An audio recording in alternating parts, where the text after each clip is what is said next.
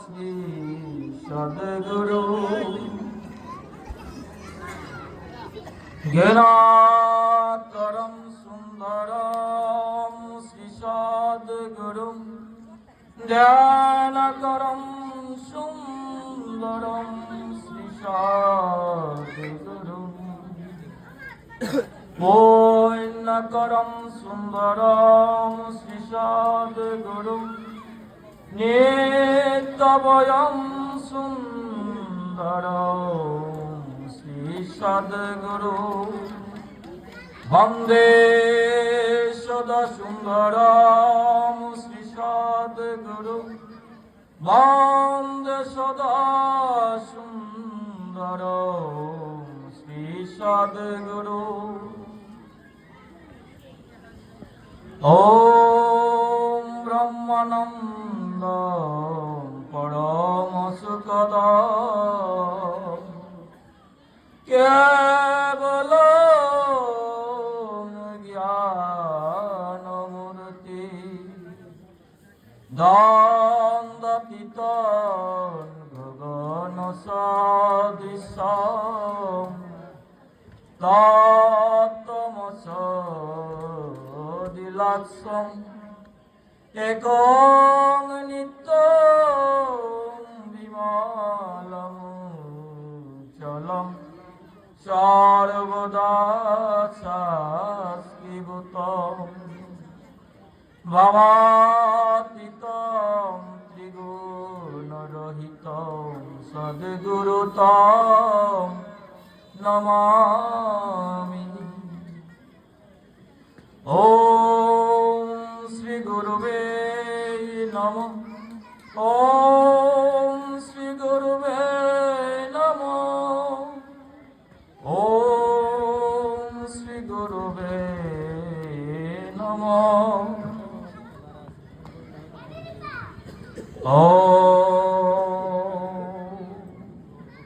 অখণ্ডমণ্ডলাকারম ব্যাপ্তং येन চরাচরম তৎপদং দর্শিতং येन তস্मै শ্রী গুরুবে নমঃ। অজ্ঞানতিমিরান্ধস্য জ্ঞানাঞ্জনশলাকয়া চক্ষুরুন্মিলিतं येन তস্मै শ্রী গুরবে নমঃ। গুরুর্ব্রহ্মা গুরুর্বিষ্ণু গুরুর্দেব মহেশ্বর গুরুরেব পরমং ব্রহ্ম তস্मै শ্রী গুরবে নমঃ। না গুরুরধিকং তপ না গুরুরধিকং তত্ত্ব গুরুই পরম মাধব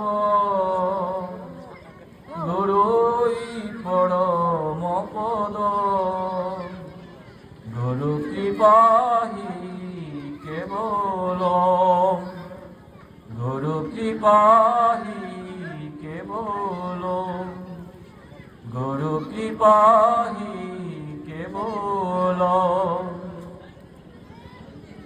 মন্ত্রমূলং গুরু মন্ত্র জ্ঞানমূলং গুরু রূপ পূজ্যমূলং গুরু পদ মোক্ষমূলং গুরু কৃপা।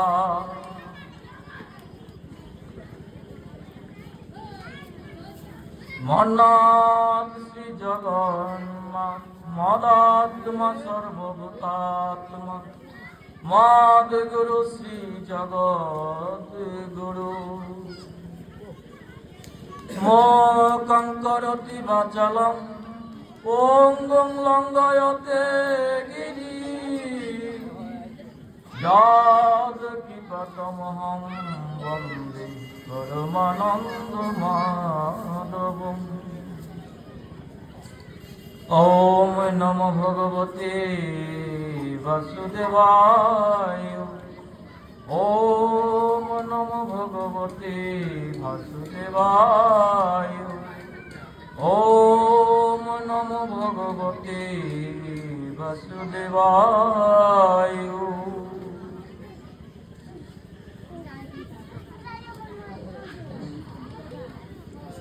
আমি সর্বপ্রথম শতকোটি প্রণাম নিবেদন করছি জগৎস্রষ্টা ঋষি অখণ্ড মণ্ডলেশ্বর শ্রী শ্রীমদ স্বামী স্বরূপানন্দ পরমহংসদেবীর রাতুল চরণে। ও প্রণাম নিবেদন করছি যার হেতুকি কৃপায় আমার মতো দিনহীন এই ধর্ম জগতে আসার সুযোগ হয়েছে, সেই কৃপালু গুরুদেব আশুগঞ্জ অযাচক আশ্রমের প্রতিষ্ঠাতা অধ্যক্ষ মহারাজ শ্রীমদ সুকেন ব্রহ্মচারীজির রাতুল চরণে ও সেই সাথে প্রণাম নিবেদন করছি জগতের সকল সদ্গুরুর শ্রীচরণে। ও প্রণাম নিবেদন করছি আজকের এই মহতী ধর্মীয় অনুষ্ঠানের আয়োজক মণ্ডলী হালালপুর, আসানপুর, কলমা গ্রামের সকলকে। ও প্রণাম নিবেদন করছি আমার সম্মুখে বসা ভগবানের অতি আদরী নরনারায়ণ মণ্ডলী, বাবারা, মায়েরা, সকলের শ্রীচরণে আমার প্রণাম। ও সহপাঠী গুরু ভাই ও বোন সকলকে কৃষ্ণময় শুভেচ্ছা ও অভিবাদন। আর শব্দযন্ত্রের মধ্যে দিয়ে যতটুকু শব্দ যাচ্ছে সকলের শ্রীচরণে আমার প্রণাম।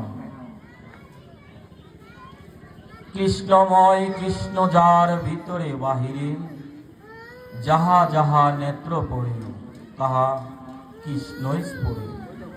আমার প্রেমের অবতার গৌরাঙ্গ মহাপ্রভু। আমরা আজকে এই বৃন্দাবন ধামে এসেছি ভগবদীয় কথা শ্রবণ করার জন্য। এই যে ভগবত কৃপা, ভগবানের সঙ্গ করা, এটি হচ্ছে জীবনের এক আলোকময় সার্থকতা। এই সংসার তো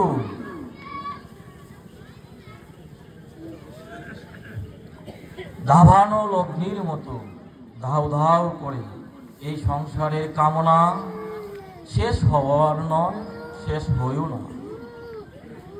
কিন্তু যেইটুকু সময় ইহ জীবনে ভগবানের স্মরণে, ভগবানের মননে দেওয়া যায়, সেই সময়টুকু হচ্ছে সার্থকতা। আজ থেকে প্রায় 5253 বছর পূর্বে আমাদের মতো এই বিষাদগ্রস্ত মন অর্জুনকে কেউ গ্রাস করেছিল। অর্জুন বুঝতে পারছিলেন না যে এই সময়ে কি করণীয়। তখন সেই মুহূর্তে গোলক হরি ভগবান শ্রীকৃষ্ণ তার হাতটি ধরে টেনে নিয়েছিলেন সংশয়ের ঊর্ধ্বে। তো এই যে গুরুরূপী ভগবান, শিষ্যরূপী অর্জুন, ভগবান শ্রীকৃষ্ণ এই যে দাপর যুগে এসেছিলেন, চক্র নিয়ে যুদ্ধ করেছিলেন, তিনি কি বলেছেন যে আমি আর আসবো না? না, তিনি বলছেন ইয়দা ইয়দা হি ধর্মস্য গ্লানি ভবতি ভারত অভ্যুত্থাম নম ধর্মস্য তদাত্মানং সৃজম্যহম পরিত্রাণায় সাধুনাং বিনাশায় চ দুষ্কৃতাম ধর্ম সংস্থাপনার্থায় সম্ভবামি যোগে যোগে। যখন যখন যেখানে যেখানে জীবের প্রয়োজনে আমি নিজেকে আবির্ভূত করি, আবির্ভূত হয়ে কি করি? দুষ্টদের দমন করি আর সাধুদের রক্ষা করি। বলছে ভূয়ু ভূয়ু ভূয়ু শ্রী বৈষ্ণবম, আমি অনেক অনেক বৈষ্ণব দিক রূপে, অনেক অনেক গুরু রূপে এই পৃথিবীতে আসি আমার জীবদেরকে উদ্ধারের জন্য।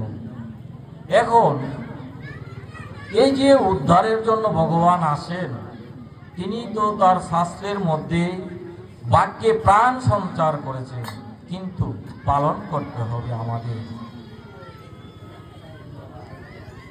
আমরা সনাতন ধর্মের অনুসারী, আমাদের ধর্ম হচ্ছে সনাতন।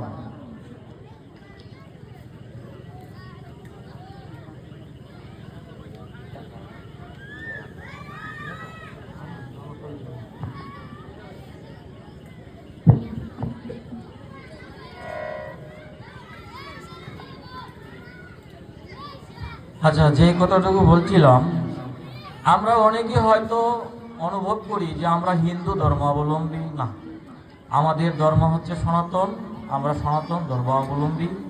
কোথায় বলা আছে?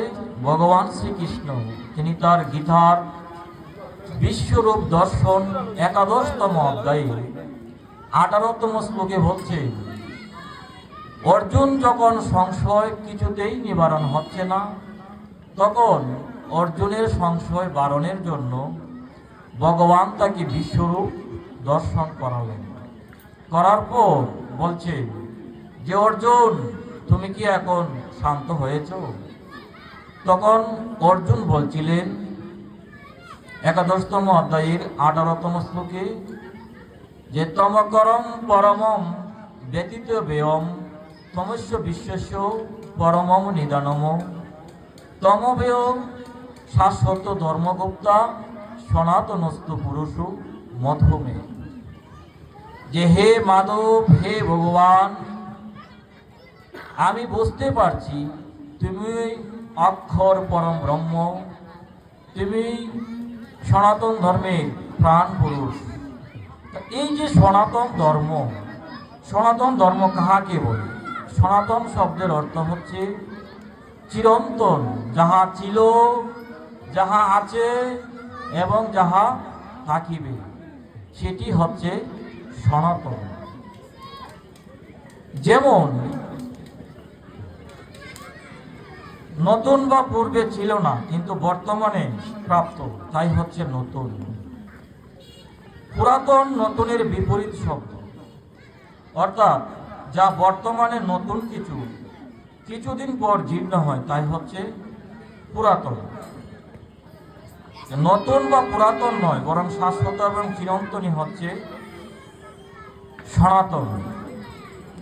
যেমন পূর্ব সৃষ্টির শুরু লগ্নে বা সৃষ্টির শুরু থেকে পূর্ব দিকে আমরা দেখতে পাই, আবার অস্ত যেতে দেখি পশ্চিম দিকে, এটা হচ্ছে চিরন্তন বা সনাতন। এই সনাতন ধর্মাবলম্বীদের মধ্যে আমরা কিছু কিছু জিনিস আজ গুলিয়ে ফেলছি। আমাদের বর্তমান সময়ে আমরা এক একজন আলোচকবৃন্দকে আমরা অনেক সম্মাননা দিয়ে, অনেক পরিশ্রমের বিনিময়ে আমাদেরকে শিক্ষণীয় বিষয়গুলো বোঝানোর জন্য আনি, কিন্তু আজকাল দেখতে পাই বিভিন্ন জায়গায় বিভিন্নভাবে বিভাজন প্রক্রিয়াটা যেন একটু অভ্যাস হয়ে গেছে।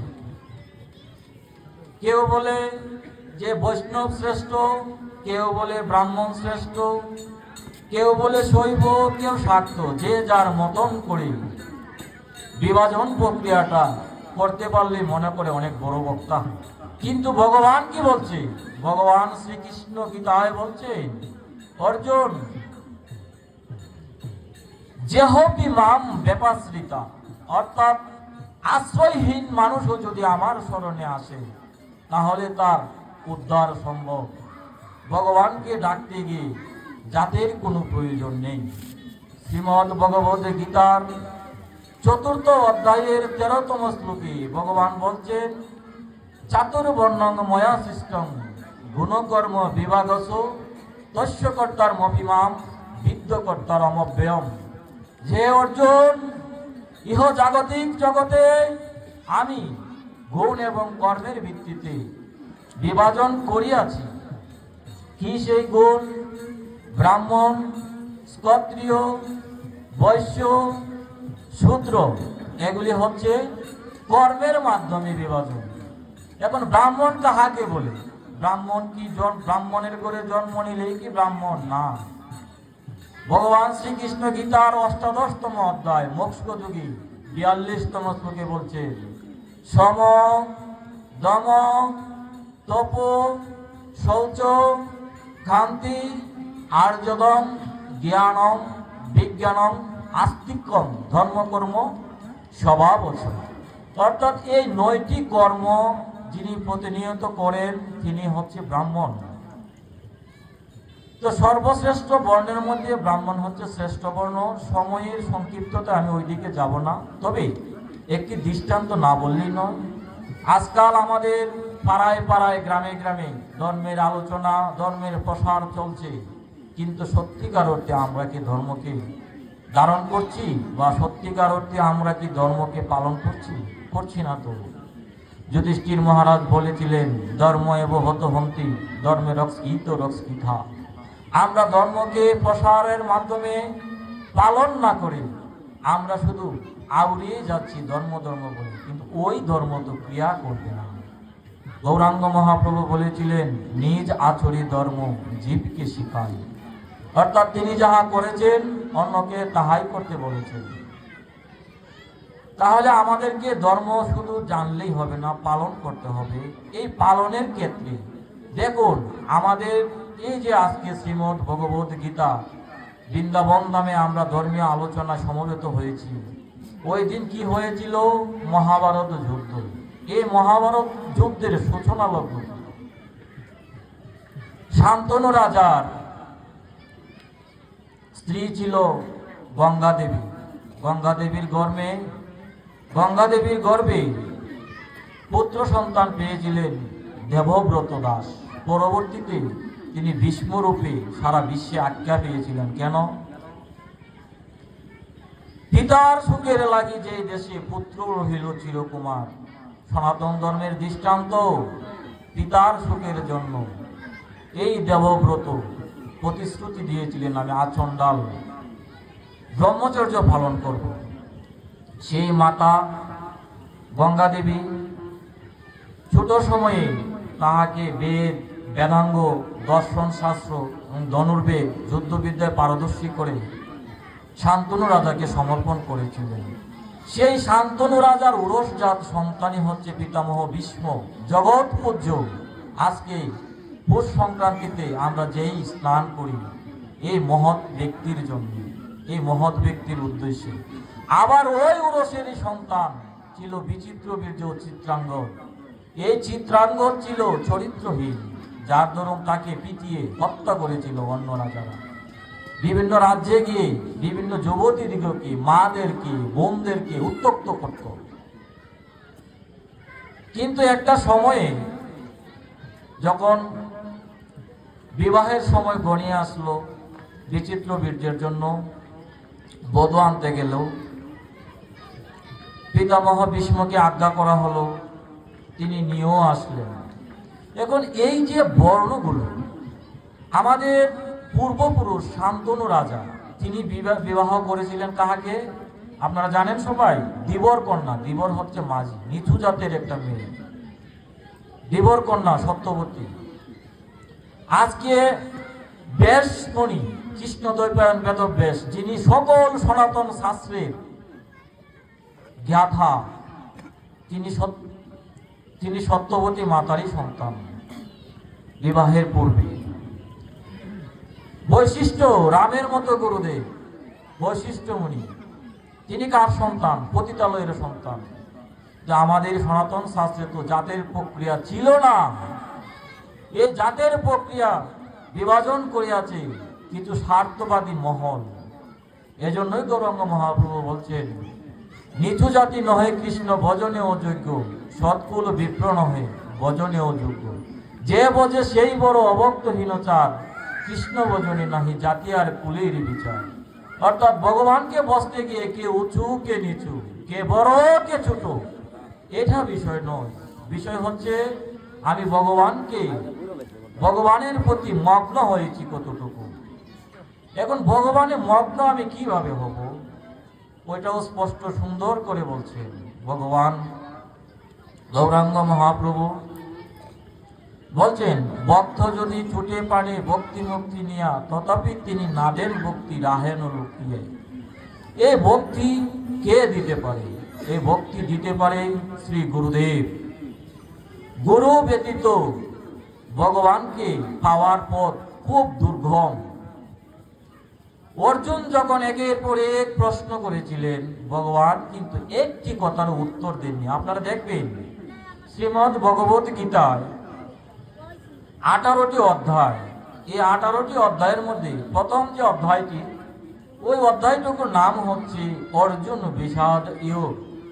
অর্থাৎ অর্জুন তার পাণ্ডিত্য অহমিকা দিয়ে ভগবানকে বুঝাচ্ছে, আর ভগবান হাসছে, কিন্তু একটিও উত্তর দেননি। কিন্তু বাৎসল্য প্রেমে তো ভগবান বাধা। ভগবান শ্রীকৃষ্ণ এক পর্যায়ে আসলো, অর্জুন কুতস্থ কস্মলমিদম বিষমে সমুপস্থিতম অনার্জি অষ্টম স্বর্গম হানিকরম কীর্তিকরম। অর্জুন, হে অর্জুন, কোথা হইতে তোমার মনে বিমোহিত ভাব আবির্ভূত হইয়াছে? তুমি এখন যুদ্ধের জন্য দণ্ডায়মান রণাঙ্গনে, তুমি এখন এই মুহূর্তে বিষাদগ্রস্ত মন কি সব আবুল তাবুল বকছ।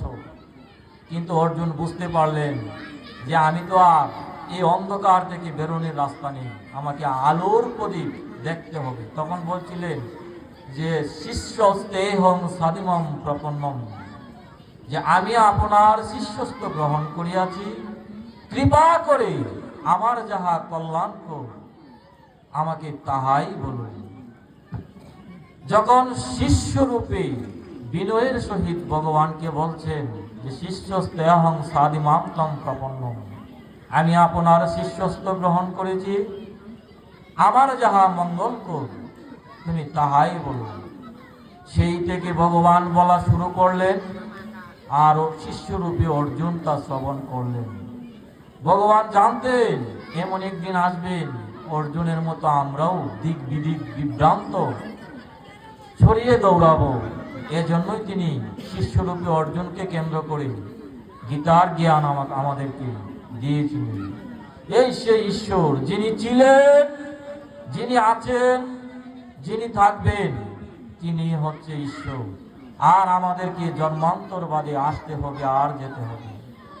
যদি এই মনুষ্য জন্মটা আমি গোবিন্দ ভজনে, কৃষ্ণ ভজনে মনোনিবেশ করি, নিজ নিজ গুরুদেবের দেওয়া নির্দেশ অনুসারে সাধন প্রণালীটুকু করে যায়, তাহলেই ভগবান পাওয়া সম্ভব, অন্যথা সম্ভব না। ধরুন একটি শিশু যদি দোলনায় রাখা হয়, আর সেই শিশু পেটের খিদার যাতনায় খাদে, সে কি দুগ্ধ পান করতে পারবে? পারবে না। তো মা যদি কৃপা করে তাকে বক্ষে তুলে নেয় তবেই সম্ভব। এখন মা নিল স্তন পান করানোর জন্য, তাকে কুলে নিল, কিন্তু বোটাও চুষতে দিল, মা তো খাইয়ে দিতে পারবে না, চুষতে হবে সন্তানে। তদ্রূপ গুরুদেব, সৎ গুরুদেব শিষ্যকে টেনে ঊর্ধ্বপথে তুলে নেয়, কিন্তু চুষতে হবে তো আপনাকে। সাধন প্রণালীটুকু যেভাবে দিয়েছে সেইভাবেই চালিয়ে যেতে হবে। যে বলবে আমার মত বড়, তোমার মত ছোট, তোমার গুরুদেব ছোট, আমার গুরুদেব বড়, তার ভক্তি বিশ্বাস নেই, তারা কপট। অর্থাৎ রামের গুরু শ্যামের গুরু, যদুর গুরু মধুর গুরু, সবার গুরু একই গুরু, তিনি হচ্ছেন জগৎগুরু। আর এই বোধতেই সাধন শুরু। 1 লক্ষ ব্রহ্মকোটি সাধনের পথ, 1 লক্ষ ব্রহ্মকোটি ভজনের পথ। ততমতে মতভেদ প্রথমেতেই তাকে, তপস্যায় তাহারে পূর্ণ প্রেম দিয়া ডাকে। তপস্যা ব্যতীত, সাধন ব্যতীত ভগবান পাওয়ার কোনো সম্ভাবনা নেই। যারা এই প্রগাগণ্ডা চড়িয়ে বেড়ায় তারা সাধক নয়, তারা কপট। তো আমি আর দীর্ঘায়িত করব না। আমার কথার মধ্যে যদি কোনো ভুল ত্রুটি থেকে থাকে সন্তান মনে করে ক্ষমা সুন্দর দৃষ্টিতে দেখবেন। সময়ের সংকীর্ণতা। ওম সর্বে ভবন্তু সুখিনঃ সর্বে শান্ত নিরাময় সর্বে ভদ্রাণি পশ্যন্তু কশ্চিৎ মা দুঃখ ভাগ ভবি। ওম শান্তি, ওম শান্তি, ওম শান্তি। পৃথিবীর সকলেই সুখী হোক, কস্মিন কালেও যেন কেহ দুঃখ ভোগ না করে। হে ওঙ্কার রূপী ঈশ্বর, তুমি আদি দৈবিক, আদি ভৌতিক ও আধ্যাত্মিক ত্রিতাপ জ্বালাকে শান্ত করো।